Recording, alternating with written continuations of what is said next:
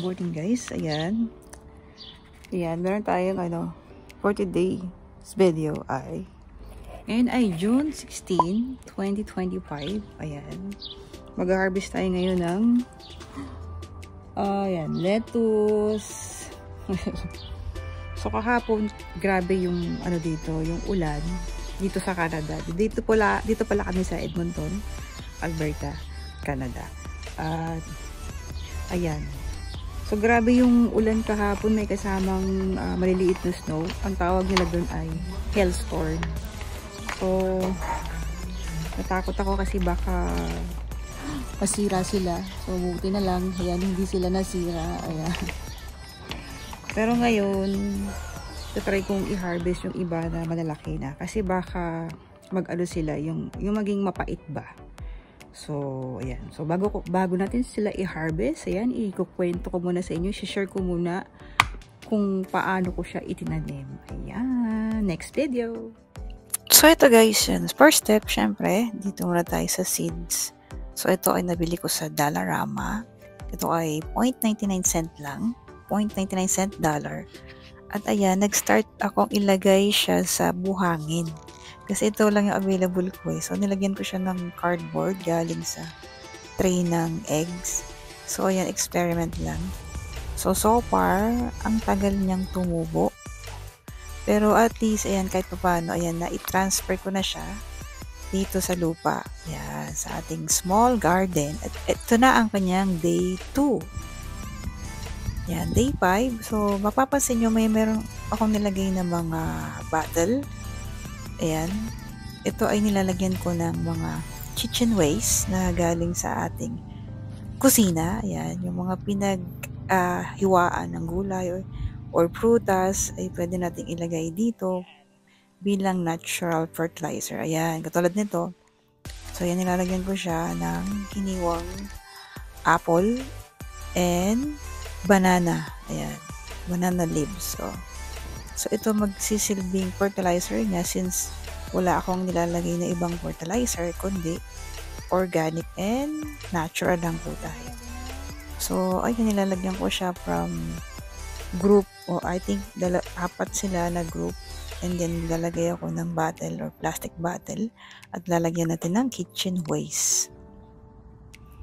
So, bali ito na ang day 10 ng ating lettuce. Ayan, nakakatuwa kasi araw-araw nakikita mo na lumalaki sila. At ayan, medyo nakatulong ng malaki yung ating kitchen waste.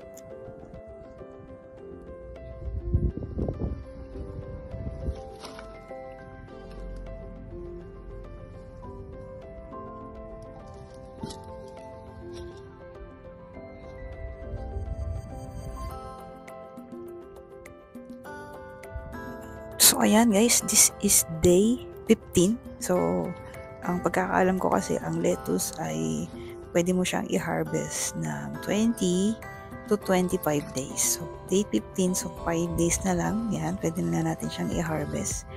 Ayan, pwede na natin siyang tikman at gawing salad sa ating.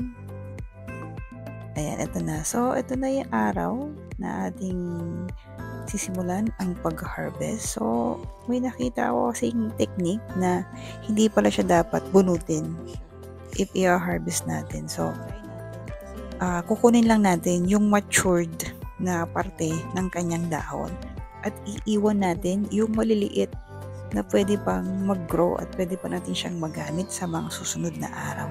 So, ganun yung ginawa kong technique ngayon. So, kasi, nung nagtatanim ako sa Pilipinas, pag nag-harvest, binubunot ko talaga lahat.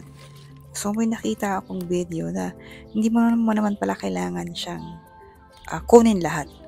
So, kukunin mo lang yung sa palagay mo or sa tingin mo na pwede nang i-harvest na dahon. And then, iiwan mo yung maliliit pa na pwede pang lumaki at pwede pang magamit sa mga susunod na araw. So, ayan, nakakatuwa. Thank you, Lord. Sa mga mahilig magtanim or sa mga farmers na katulad ko, aspiring farmers, no? Ito talaga yung pinakamasarap na moment is yung pag-harvest no, sa tiyaga mo, sa tagal mo sa pagbabantay sa kanila, sa pagmamonitor, sa pagdidilig mo. So, napakasarap gawin yung pag-harvest. Talagang pag may tiyaga, meron kang aanihin. At syempre, ang lettuce ay isa sa pinakamabilis na i-harvest sa balat ng lupa. Alam niyo ba kasi within 20 or 25 days, pwede na natin siyang i-harvest. At kung masipag tayo magtanim, araw-araw po tayong merong i-harvest. At napakarami din po niyang benefits like vitamin A, iron, alkaline, natural alkaline, maintain acid balance, antioxidant defense, lower blood sugar, improve digestion, help in detoxification, and cardiovascular benefits. Okay, at marami pang iba. Ayan, di ba? Ayan, si lettuce.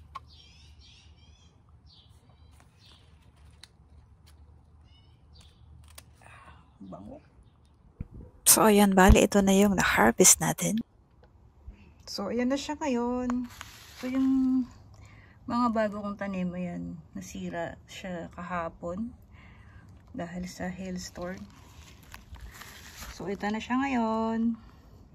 So, iniwan ko yung maliliit na dahon para sa next. Meron pa tayong harvestin. So, bali, ito na siya. Taran! O, diba? Alam nyo ba sa supermarket dito sa Canada magre-range na siya ng $5 to $7 ang isang lettuce na ganito. Diba? Kung pwede ka naman makakuha ng libre, magtanim tayo. Yan, sa maliliit na space sa inyong tahanan. At yan, inaabangan ko yan yung ating pechay. Miss na miss ko na yung ginisang pechay. Ayan, kasi may ibang pechay dito, hindi ganun yung lasa. Kaya ayan, tuwang-tuwa ako kasi nakakita ako ng seeds ng pechay na bok choy. So ayan, ito nga pala si Peony. Ayan, malapit na rin siya magbunga.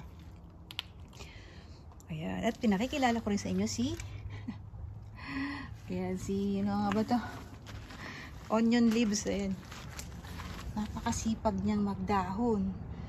Kahit araw-araw ko siyang kinukuhanan, nagdadahon pa rin siya every minute. Diba? Ganyan ka-unlimited yung blessing ni Lord. Basta masipag lang tayo magtanim. Amen? At ito si pechay. Katatanim ko lang nito siguro mga 1 week. Pero ayan, may mga kagat-kagat na insekto. Pero hopefully, tiran nyo naman ako. Hindi ko alam kung anong pwedeng gawing remedy sa mga insect na yan. Ayan, may langgam yata yung kumakain. Yung mga lalaking langgam din Pero okay na rin. At least may matitira. Magandang araw yung pag may kagat daw ng insekto, ibig sabihin, walang pesticide yung iyong tanim. So, ito naman yung ibang bell pepper ko. Ito meron siyang kitchen waste. Yung mga kitchen waste sa kitchen natin. So, nilalagay natin dito. So, kailangan may takip siya kasi pag hindi, syempre, pwede siyang langawin or lagyan ng magkaroon ng mga insekto. So, hindi rin magiging healthy yung tanim. So, kailangan may cover. Yan, nilagyan ko ng scotch tape kasi may butas dito sa gitna. Pero, tignan mo naman, no, yung kumpara sa walang kitchen waste, ito, mamaliit siya. Pero, bala ko din to lagyan.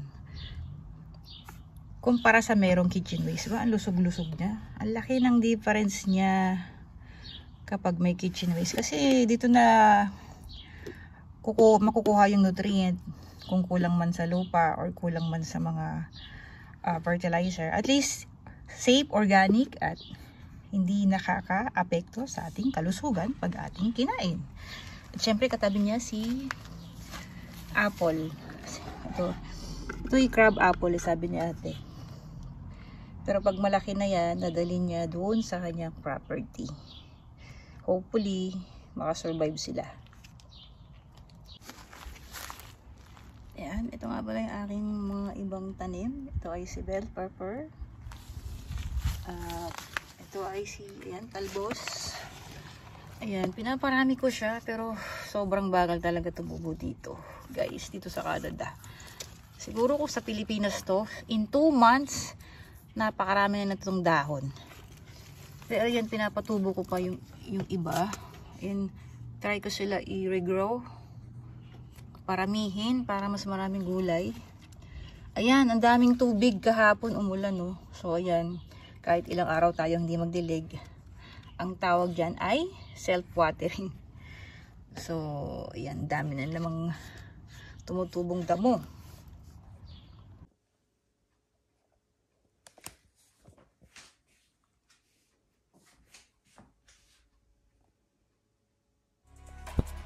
Eto nga pala guys, ayan, share ko lang itong lettuce ko. Ito pa yung tanim ko sa Pilipinas. Ayan, sa mga plastic bottle lang ako nagtatanim, tapos bumibili lang ako ng lupa. Ayan, mga small, ayan yung mga lumang aquarium. Ayan, nilagyan ko ng lettuce. At yan, ang sarap sa feeling kasi nakakapagpatubo tayo, meron tayong kinakain na libre na hindi na natin kailangan bilhin sa supermarket or sa palengke. So I hope, ayan, ma-encourage ko din kayo magtanim sa sarili nyong paraan, sa sarili nyong observation. It's your choice, ayan. So I hope na tuloy-tuloy lang yung ating passion sa pagtatanim, sa pagka-garden, ayan. Thank you for watching this far, and I hope magkita-kita ulit tayo sa next harvest. Bye!